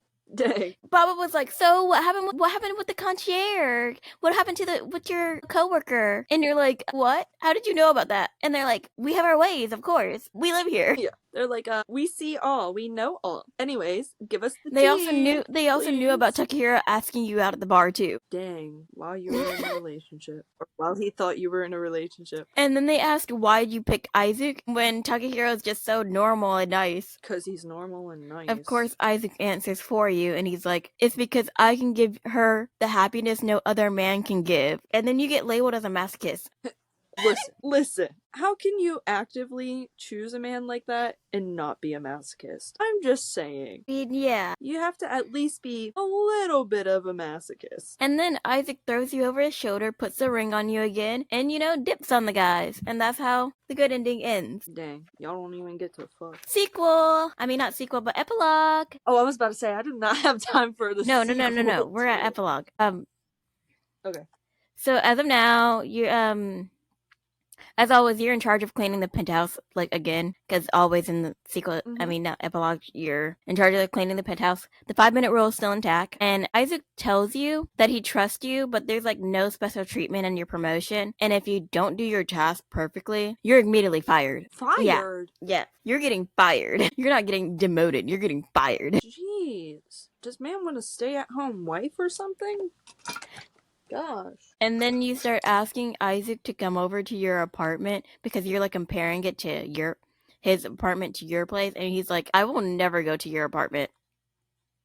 Why would I ever go to an employee dormitory? He's over here like, you want me to go where the poor people go? Absolutely not. You get disappointed. And of course, you have another moment where Baba and Ota come up while y'all are making out, and Eisuke waits till the last second to release you. So wait, you sat there, got disappointed, and man's solution was to make Yeah, up. pretty much. I'm here for it. And it turns out Baba and Ota just wanted to know how you guys fell in love. That's what they came up here for. Yeah. Okay.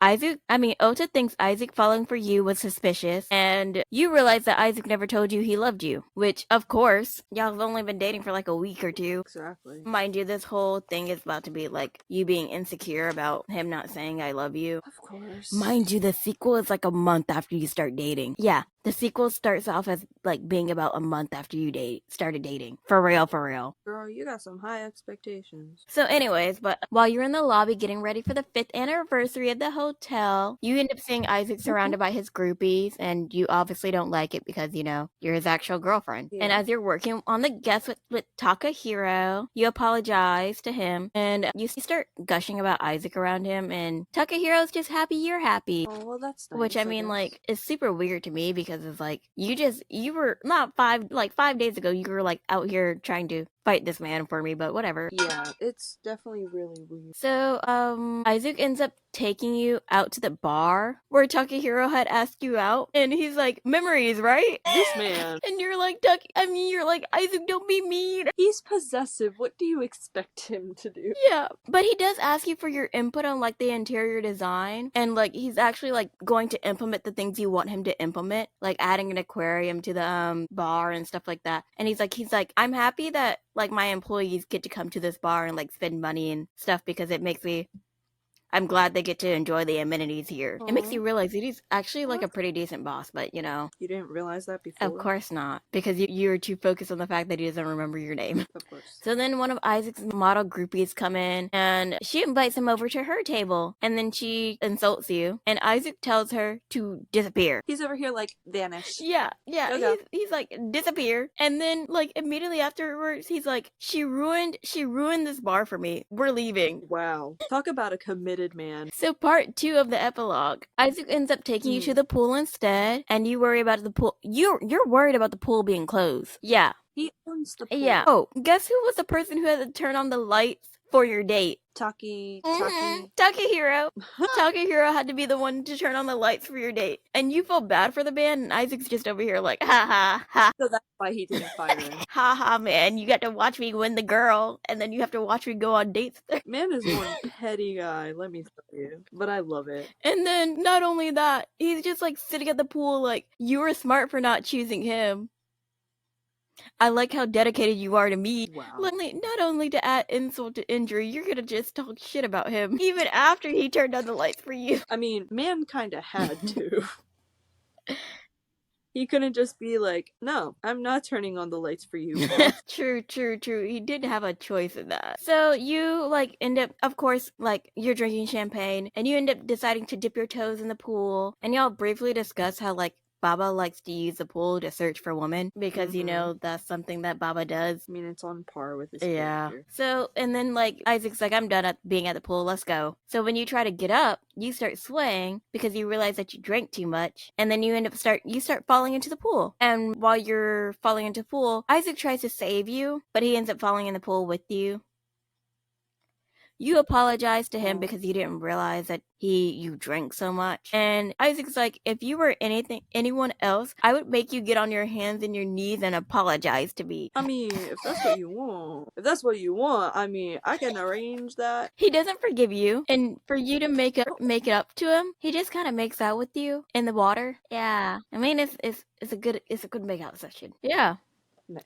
He does it until you tell him you love him, and Isaac's taking you back up to the room and he's trying to fuck. And you're like, no, I'm here for it. I got work early in the morning, so I gotta go home. No. So then you start asking about the 5th anniversary party, and he's like, I'm not taking you to the 5th anniversary party. So yeah, you get upset about it, but you like decide to keep quiet on like how you're upset about it. Party day comes around, and Isaac is surrounded by more girls than usual, and Baba just slides up to you and he asks you if you're going to the party. Surprisingly, he doesn't flirt with your friends this time around. You're over here agonizing over the fact that Isaac doesn't talk to you like Baba does, but Baba just doesn't. Baba's a thief. He doesn't care. He doesn't have a reputation to actually maintain. Especially in public. Yeah. And then while the party's going on, you end up having to clean Isaac's room. And while you're cleaning his room, you find a dress on the bed. Your first thought is that Isaac's cheating on you. And then you realize that you're just assuming shit, and that you should just ask him about your relationship. Wow, for once in your life, you actually realize you're assuming. And then you also acknowledge the fact that he knows you clean his room, so it's not like he's trying to hide stuff from you. Oh, so you're magically smart again. Got it. And then by the end of the party, Isaac's groupies doubled, and you're like assuming he's seeing more women than just you because his groupies had doubled. So you're just, and they're like, hey, we want to go up to the penthouse with you. And you just assume he's just like seeing all these other women because of that. Yeah. He's so insecure. Mind you, Isaac hasn't entertained any of them. They've just been following him around. Like they always do. It's literally them following him around. One of the girls end up pushing you, and you nearly fall, but, you know, Isaac catches you, just like in the prologue. So then the groupies start, like, ganging up on you and start verbally attacking you while Isaac's, like, holding you. And one of them's about to slap you when Isaac just pulls you closer and then tells all the women, like, he straight up is like, get away from me. Get the fuck away from me. Go Isaac! Yes, sir! And, like, this was, like, the last straw for this man. Because then he's like, she's the only one allowed up in the penthouse, and he wants all the groupies to leave him alone. Amazing. And then as he's guiding you to the elevator, the girls start whining, and then they start fighting the other guests, which forces Isaac to, like, speak up again. And he threatens to ban anyone who causes trouble for the other guests. Slay. So epilogue 3, the groupies start breaking down like directioners. Okay. And, I mean, it makes Isaac's like, let's go. The staff can handle this. And he leaves all the broken, crying girls for the staff to handle. And the poor staff. The busybodies. That's the nickname Isaac gave Ota and Baba. Busybodies. Wow. Thing 1 and Thing 2 would have fit, but the busybodies is so much better. Ota doesn't like the nickname. Naturally. And then they come up to start chatting with y'all. Baba starts whispering to you about how Isaac didn't even enjoy his own party because you weren't there. And Ota makes some comments. About how Baba really wants Isaac's sloppy seconds. And Baba's like, don't say that. I'm just trying to heal their broken hearts. Their broken hearts. No, because I was just sitting here like, oh my god. Why does Ota seem so much worse in every other story than his own? He just progressively gets worse. What is he doing? Because he's just like, Baba, I know you always wanted Isaac's sloppy seconds. I think he needs to take a vacation. And I'm just here like, who wrote this? Literally. The nicest version of Ota is like in his own story. And then like, because everybody else, they all just get better as side characters. Ota over here does not. But it gets significantly worse. Yeah. But anyways, Isaac decides that he's gonna go to your apartment because it's too loud, and he really is just because he can't handle the teasing. And you're worried about being clocked in and leaving without permission. Yeah. You're over here crying about, oh my god, I'm still clocked in. I can't leave without permission. And no, because Baba was confused too. Baba was over here like, why are you worried about being clocked in? You're with the owner. Literally, you're with your boss. So it's not just you and me. Everybody's over here like, why are you so confused? It's like the fact that it has to be mentioned in game is like, why? But anyways, yeah. So Isaac ends up calling a manager and he's like, hey, she's leaving. Give me the master key for the dorms. So Isaac starts leaving without you, and Baba's like, you better hurry up before he goes into your room. Which I'm sitting here like, how does he know your room door? But of course, Isaac. This man has your number memorized. He knows your dorm room. Isaac already told you he knows everything about you when he called you, because you were like, how do you have my number? And he's like, I know everything about you. Okay, stalker. I mean, I don't expect anything less from him, honestly. Yeah, true. But when you get to your dorm, Isaac's only comment is small, and then you decide to ask him about the dress. The dress is for you, obviously. Yeah, he originally wanted to take you to the party, but he decided not to. And then you get upset, and Isaac's like, hey, don't hide things from me. And he scolds you for trying to hide your feelings. And you confess that you thought he was like cheating and seeing other women on the side due to the groupies. Isaac is like, you're stupid. You're a fool. That's too much work. That's too much work. Why would I go to all that trouble to like have women on the side? You're enough. Literally. You finally stand up for yourself and tell him not to call you stupid about that, and tell him that you only thought that way because he didn't say I love you. And then questioned if this man really loved you. He just told off a bunch of groupies in front of all of his guests. The thing is, I'm still thinking about the fact that you almost died for him. He saved you in that whole situation when he didn't have to. And you're still sitting here like, do you love me? He got repeatedly kicked for you on a dirty basement ground. Man would not have let that happen for anyone else. But of course, you're still over here like, do you love me? God, she bothers me so much. Yeah, but Isaac is obviously frustrated with the fact that you're like trying to force him to say it, basically. Because you're like, I mean, this is really kind of, you're trying to force him to say it. There's no other way around it. Because you're like, you don't really love me. And I'm just, you're like, and then you start talking about how it's normal for couples to say that they love each other. And he's like, can't you tell without me saying it? Because some people just can't say it. And then he also, he also admits that he has never said it to a woman before. He's never said it before in general. And you tell him, you basically say, I can't tell unless you tell me.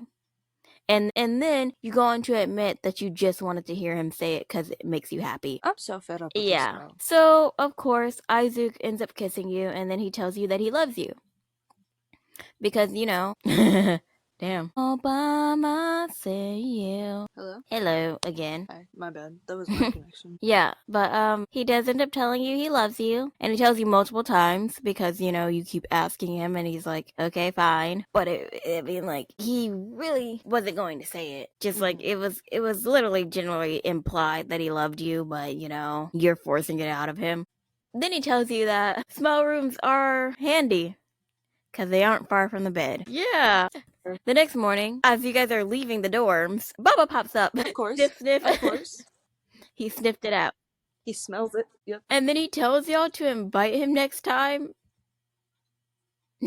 He has no bounds. It just keeps going. I can't. Isaac kind of gets jealous, but he ignores Baba at the same time. Mm-hmm. Yeah, Baba was literally leaving. He was literally about to go out on the business trip. And you're like, wait a minute. Should we be letting him leave? And Isaac's like, that is none of our business. He doesn't get involved in my work. I don't get involved in his work. Let him be. And anyways, you should be focusing on me. Focus on me, not him. And that is how that is. Give me attention. Wow. We love that Baba has no filter or no bounds. filter. He just never ends. Never. The ironic thing is his is next week, and I don't remember anything about his story other than that you're participating with him. Yay! I don't even remember his sequels. Dang. He's really unimportant. I think his was just free, and I was just scooting past that shit. Mm-hmm. Because the only stories I actually read that I paid for was like Isaac and Soru's. No one else's. Everybody else is free. It makes sense. Even the one when we get to the guy with glasses, I actually hate that one. I hate the glasses dude, ironically. Yeah. Because I prefer not to be gaslit, gatekeeped, and girl bossed. We prefer to be the gaslighters, the gatekeepers, and the girl bosses. Yeah. Ironically, I only like being gaslight, gatekeeping, girl bossed by Eisuke or Soru, and they don't do it as heavily. Mm-hmm. It's like a subtle sprinkle. Sprinkle, sprinkle. You know, like the... They're not straight up telling me that they have a twin brother after that I'm having a relationship with, and then, like, it turns out to only be them. Yeah.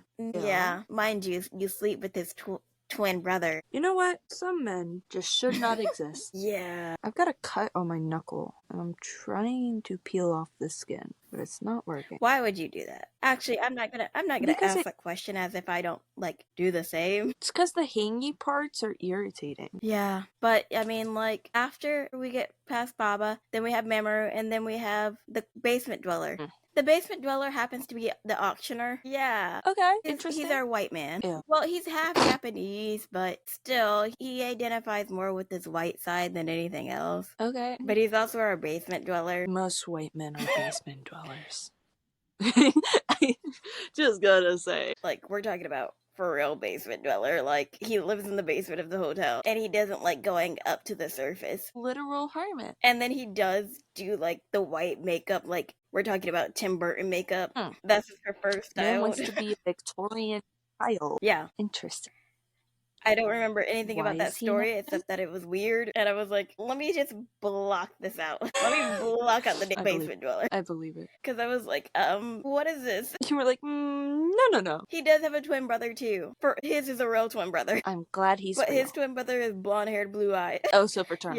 Yeah. The science behind that is really fascinating, in my opinion, but... Yeah, his blonde-haired, blue-eyed twin brother. I don't remember how that got involved in the storyline, but it was there. Okay, interesting. I just can't get over the fact that he's a basement dweller that is the auctioneer of the black market auctions, and, like, nobody brings him up, like, at all. In any of the routes so far, he's not even mentioned. I'm not even sure if he gets mentioned. He only gets brought up at the auctions, where he's just auctioning off stuff. That's it. Nothing else. Wow. Until his basement dwelling comes and he buys you. Can you do that as a... I'm not gonna question it. I don't want to know. I don't know. I guess technically he would be an auction sponsor because he's rich. But he's the auctioneer. And he's technically friends with them. I mean, he's their basement dwelling. But they never talk to... I don't know. I can't remember the backstory of this basement dweller, but I do know they're somewhat friends. In a roundabout way. I mean, they're friends with the dude with the collarbone fetish. I forgot about that. Who's a back alley doctor that lives in his, like, little... I mean, he's kind of a basement dweller, too. Wait, so if he's a doctor, does he like the actual bones of the collarbones? Yeah. Or does he just... The actual bone structure and all that. He talks about it. He's like, I was reading a side story the other day and he was like, oh my god, this is bad for your bone structure. Your collarbones. Your beautiful collarbones. Well, he wouldn't like my bones, so I'm safe, I guess. Yeah. He was like, you're gonna have beautiful babies with Isaac because you both have beautiful collarbones. Mind you, that man's also white too. Of course he is. I think there's a serial killer who is obsessed with collarbones. I bet he's him. I bet you. We love the back alley doctor with the collarbone fetish. Yeah. We'll get to that in season 2. Yay. The funny thing is we're gonna end on the basement dweller, leave for like a whole season, and then come back and have to deal with another basement dweller. No. Oh no. Because the thing is, basement dweller number 1 doesn't come back until like season 5. Wow. Season 1 and then it skips to season 5 and you're like happily ever after. I see in the picture, it looks like you're outside, so it looks like at some point you decided that going outside was worth it. I don't trust it. But you do have to deal with basement dweller number 2, who only eats pills and his collarbone fetish. Gotta take your supplements. Oh my god. Real food. Oh my gosh. Of course it does. Jeez. I'm wondering who was interested in that kind of man. Who was interested enough in that kind of man to write about them? And the fact is, he gets all the other seasons with him as well. He doesn't just disappear. No, he stays on because he was. Of course he Because, does. as I said, he was just in the side story I was reading, where y'all go to New York. Yay. And I'm just here like, why is he here? Why are you in Japan with us? Good old Luke Foster. Luke Foster. Isn't that also the name of a character on the Fosters? I don't know. I've never watched the show. I keep getting low device storage. Yep, I've never watched the Fosters. I kind of quit after like watching like 3 episodes of Shadowhunters, so I never got to the Fosters. I think I don't think I ever watched like ABC like that. I watched like 1 episode. Yeah, but Oh my gosh, it's oh shit, it is, and I have to finish the sequels. I have to be up in like 6 Oh hours. shit. Well, we'll end that here on that note. Okay. We got to end it with Luke Foster, the collarbone man. Fun. Yay! Yay. We love that for us. I mean, we've had weirder. Tailbub was weirder, True. Being put in a cage is weirder. but still collarbone fetishes. Still weird. While being a back alley doctor who only eats Very supplements. weird. It's giving I steal people's kidneys. It is. It is. There was a creepypasta that stole people's kidneys. Let me not get into that part of my life. Yeah. Alright, well, that was Eisuke ending with Luke Foster.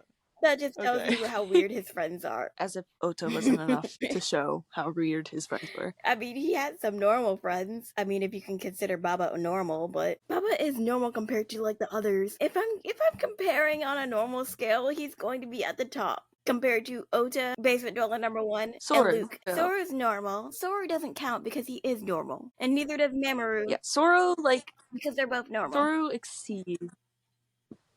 Yeah, they're, well, Mamoru. Mamoru has made questionable sentences. But he's got some sense of normalcy, Yeah. I guess. Oh my gosh, my phone won't stop giving me notifications. Yeah, Mamoru is just like questionable as a person. He gives off rape apologist, but at the same time he's like, I wouldn't really care. And then Soru, the one who has like a conscience, would be like, no, this is bad. Everyone here, this is bad. Have some Literally. morals. The irony. Even if it's just fun The irony of Soru being like, have some morals. But at the same time, while being in the mafia. he's the one calling women pigs. Right? And yeah. Right? And threatening to drown Carolina because she like is too intense. We love it. We love it. Yeah. Yay. You know, talking about this makes me really think about our choice of men, and fictional men at least. Yeah. These are men that we would never tolerate in real life. No. Ever. I mean, unless they like got therapy for real. Like, Yeah. Got therapy or paid us like $1 million a week. like you need to pay me and like I need to be happy for the rest of my life for this to work out. Because y'all, I can never do this for real. Literally. I have some morals. I have a moral code somewhere. Deep down. Deep down. Soru's like the only one I probably could actually tolerate Yeah. as a decent human being, he but you know, I don't think I could tolerate Eisuke. I would have preferred that. We love Yeah, I him. was like, I would have preferred that confidentiality agreement and then him sending me on my merry way. Mm-hmm. But at the same time, if he did offer me that whole, you know, girlfriend choice, I would have ended up choosing it too. But Yeah. I also would have kept everything he gave me because I have no moral compass and would have been like, ha ha ha, I'm rich now, deuces. And then I would have sold it all. Especially the ring. Yes, I would have sold the ring. I would have kept the ring and then sold it. And then if he I would have thrown it at him and then grabbed it and left. and then if he ever fell in love with me and then was like, where's the ring at? I Right. pawned it for some cash. I was poor again, but now I'm rich. What did you expect me to do? I'm Mhm. poor. Keep it. Especially I'm selling the Gucci, I'm selling the what else? I'm selling the Prada. I'm selling the Dolce. Selling everything. Selling it above the price it's supposed to be sold at. Mm-hmm. I'm claiming it's special made, it's special Would have been like, tailored. I'm claiming everything. Eisuke touched this. Eisuke bought this. Buy it. Eisuke's Exactly. They would have given me some good money for it. They want to be his next girlfriend and be like, here, this is what you need to buy. Buy this in order to be his next girlfriend. This is so bad. We said goodbye like twice. But yeah, for real. On that note, good night. Bye.